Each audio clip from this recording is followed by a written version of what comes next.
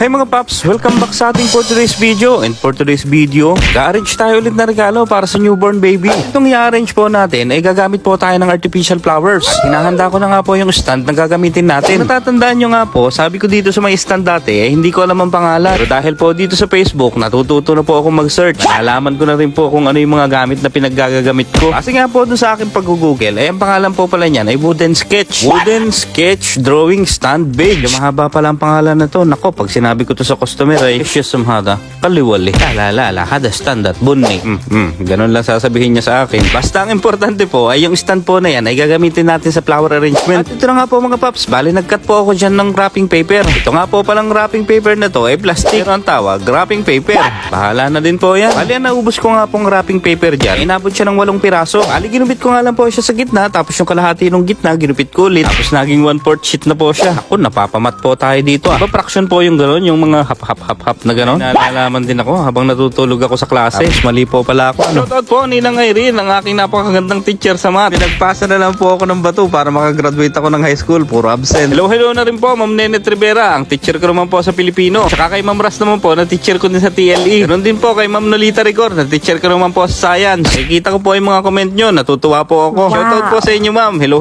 po. Ito na po si Kenold, nagba-vlogging na rin po dito. Napasok lang po kapag may party sa school. Ay na po, buhay high school. At ito na nga po mga paps, bali yung arrangement po nung wrapping paper ay parang ginawa ko lang po siyang rapol sa rapol. Tapos nakapaikot po siya dito sa may pinakang stand. Usong-uso nga po yung mga ganitong arrangement ngayon. Pagkatapos ko nga pong ma-arrange yung mga bulaklak, sabi naman ng customer ay lalagyan daw ng pera. Hindi ko na po sa supot yung mga pera at inayos ko na po. Bali parang ginawa ko lang din po siyang pamaypay dito ulit. At ito na nga po, dahil po ulit sinabi sa akin na may pera pala, tinanggal ko po yung orchids na nilagay ko doon sa may kanan. Inilipat ko naman po siya dito sa may kabila. Hindi po pwede kasi dito sa kaliwa yung paglalagay ng pera at babaliktad po yung ulo ng pera. Yung ulo po pala dun sa may picture ng pera. Naglagay din po pala ako ng parang sash dito. Isa rin po sa mga nauusong arrangement yan. At ito na po ang final look ng ating flower arrangement. Nakamukha ni Morissette Amon.